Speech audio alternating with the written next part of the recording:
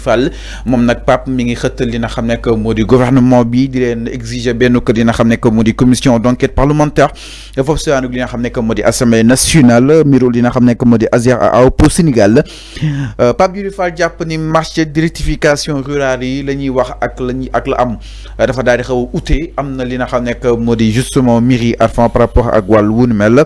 Donc, Pape Djibril Fall demande l'ouverture d'une commission d'enquête parlementaire à l'Assemblée nationale par rapport à Bobo de Mir, ginnaaw Thierno Alassane Sall ak ki nga xam ne que moo di Jean-Michel Sène jokkante kàddu gi nga xam ni itam nekkee woon nañ ko temps yëpp donc nag ki nga xam ne que moo di Pape plaide pour une commission d'enquête parlementaire. Il a adressé une lettre officielle au président de l'Assemblée nationale du Sénégal pour demander l'ouverture d'une commission d'enquête parlementaire sur le marché de rectification rurale attribué à la société AOPO par l'agence sénégalaise de rectification rurale Azer.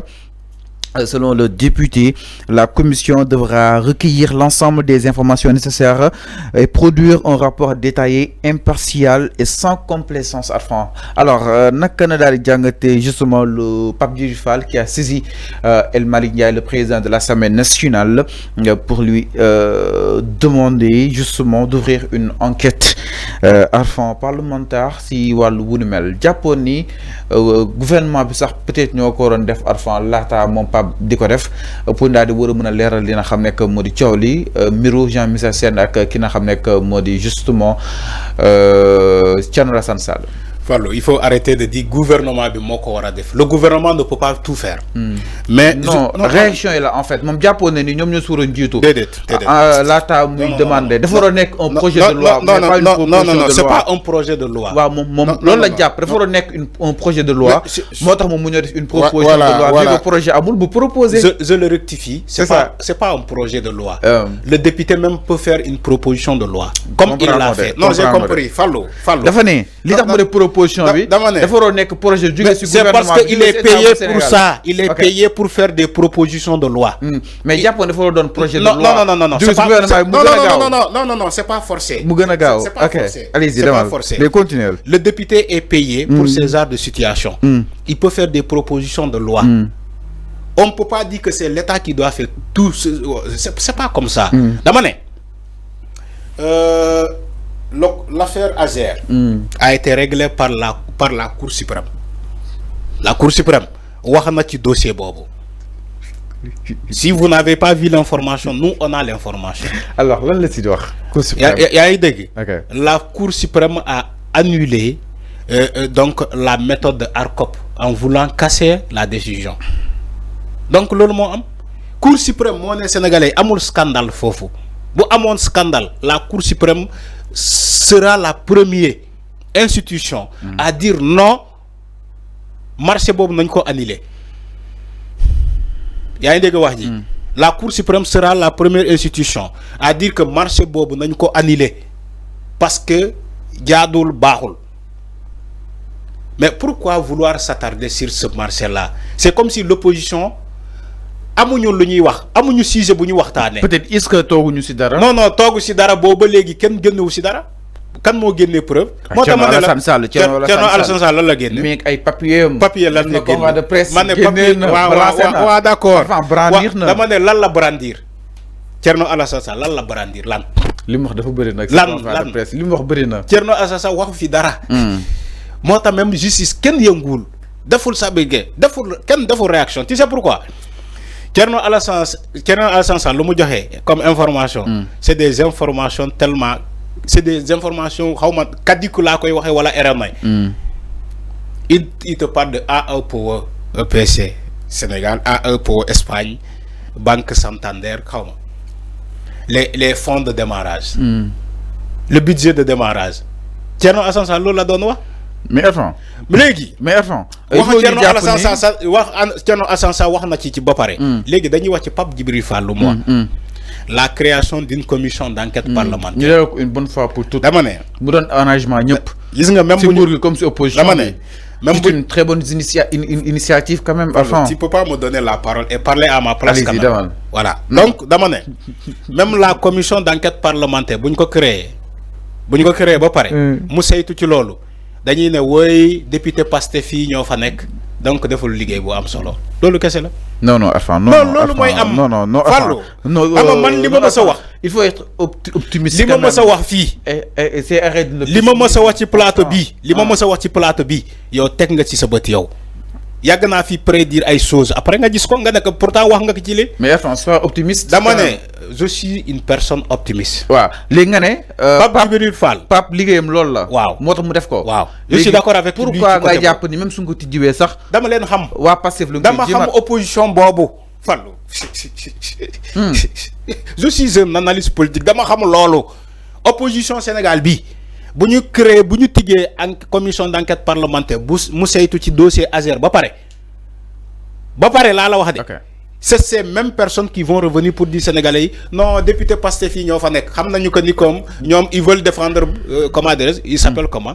Jean-Michel Sène. voilà Jean-Michel Sène. donc si noonu Arfan Pastef su ma war a def le tout pour ñu éviter corrélation bi nga xam ni itam. ñu koy amee si parti bi ak député yi nga xam ni itam ñoo nekk foofu Assemblée nationale parce qu'ils sont là-bas pour le peuple mais pas pour le parti Pastef wala kon leurs hommes yi nga xam ni itam war na leen war a mën a défendre est-ce que jàppoo ne loolu liggéey bu rëy la si ginnaaw Pastef fexe ba même su nekkee opposition bi sax jàpp neen ñoom da nga koy faral mais est-ce que ñu jàpp ni lii leer na concrètement. mais quand Fallou est-ce que yow xam nga luy commission d'enquête parlementaire.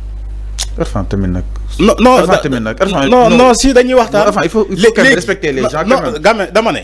quand il parle les députés de. ça c'est pas le débat sur loolu. ouais tu dis les députés de Pastef war la ñu bàyyi coloration bi. c'est quoi la coloration. non j'ai pas dit ça. quand on crée une commission d'enquête parlementaire. li nga wax moo garaaw nga ne même suñ ko créé. opposition bi dina yaakaar ni. Pastef dafa parce que dama leen xam ils sont toujours dans le débat politique. c'est ça le débat politique. c'est ça le débat politique. Fallou gis nañu fii xam nga yow sax da ngay gaaw a fàtte Fallou quand ils ont créé le bureau de l'Assemblée nationale fii la fekk non on a fait beaucoup d'émissions sur ça ils ont créé le bureau de l'Assemblée nationale opposition bi lan la wax non député Pastef yi ñoo jël tous les postes de responsabilité alors que c'est la loi alors que c'est le règlement intérieur de l'Assemblée nationale qui le définit. ñoom ñu ne d'accord ñu alors que ils étaient d'accord dans la 14e législature où ça a été dominé par les députés du groupe parlementaire de Benno Bokk Yaakaar. ñu accepté ko. accepté le règlement intérieur. ñu ñëw ren ci la 15e législature ñu ne non même si règlement intérieur bi loolu la wax mais ñoom d'accord ñu ci parce que waa Pastef ñoo leen bëgg a jaay doole. tout simplement que Pastef ñoom ñoo am majorité à l'Assemblée nationale. man ci contexte boobu laa la koy waxee. moo tax ma ne la. même si bu ñu créer la commission d'enquête parlementaire ñu dem liggéey ci dossier Azer du da ngeen bëgg a transparence da ngeen ne cour suprême lu mu def yéen d'accord loon ci ba tey léegi bu ñu créer commission d'enquête parlementaire boobu ba mu dem saytu ci dossier Azer ba pare ba noppi ba jébbal tous les résultats nañu bañ a ne parce que ils sont majoritaires à l'Assemblée nationale moo tax ñu bëgg a défendre Jean-Michel Sène parce que dama xam opposition boobu ils vont dire la même chose.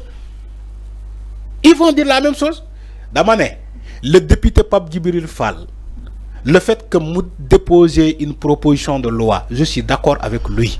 mais sois optimiste quand même sois optimiste. non c'est pas à moi d'être optimiste. c'est à l'opposition. non yow da ngaa déduire di waxal opposition bi loo xam ne ñëwagul sa xalaat nga joxe. léegi opposition bi suñ fa eggee dinañ ko contester mais quand même ku nekk xam ne ni affaire Azer bi ñëpp a bëgg mu leer une bonne fois pour toutes. tu crois que parce que Thierno Alassane Sall di génne ay preuves am. tu crois que leer Jean-Michel Sène def ay live entre autres donc ku si nekk am na su loo téye. Arfan quand même César de presse laa doon wax.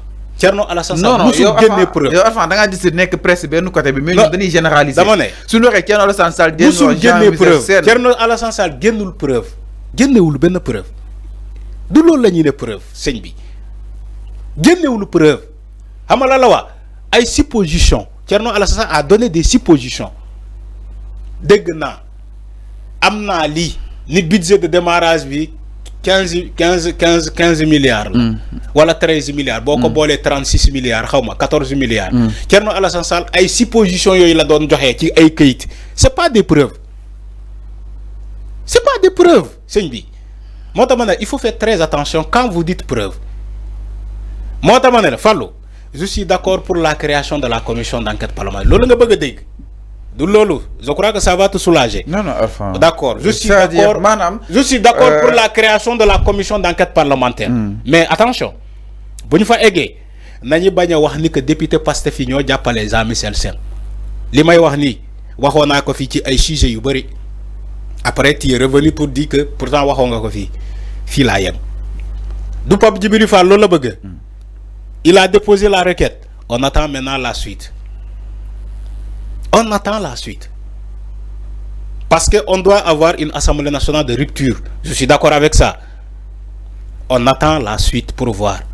Neyler aussi, Neyler, Alphon, mu àndaloon Pastef mi ngi invité mouvement là am na Pastef yaa ngi ko doon dégg mouvement Neyler mi ngi invité les députés à prendre leurs responsabilités ñu leeral ci loolu affaire Azer bi que la vérité soit éclatée, une occasion pour les députés de poser un acte de rupture par rapport à cette commission d'enquête. Donc Pape Djibril Fall moom nee na mi ngi xool ma xam gars yi dinañ jël seen ay responsabilités par rapport ak wàllu wu ni mel. Mi ngi am aussi d'autres solutions ku si mel ni Neyler daal di bokk aussi ce mouvement bi nga xam ni itam porté na Pastef au sein de la magistrature. Enfin jeex na man li may wax kay jeex na nee naa nañu xaar la suite. Je suis d'accord pour la création de la commission d'enquête parlementaire. Je suis d'accord. Ok. Mais man fi may xaar. Inch'Allah bu ñu fa eggee. yow Fallou yow di nga xam parce que yow tu défends l'indéfendable. bu ñu fa eggee ba ñu ne non député Pastef yi même avec la commission d'enquête ba la ñu ne député Pastef yi dama lay ne lii waxoon naa la ko fii te dans ce cas je ne vais plus revenir sur ça. dinaa la ne waxoon naa la ko. Alors mi ngi noonu exactement par rapport opposition bi ma xam la par rapport ak wàllu woowu noonu Alpha ñu jox leen exactement seen bonne foi surtout ki nga xam ne que moo di Pape Djibril Fall bi nga xam ni itam moo daal di biral lu nu mel. Alors ñaari ñëw foofu Sonko foofu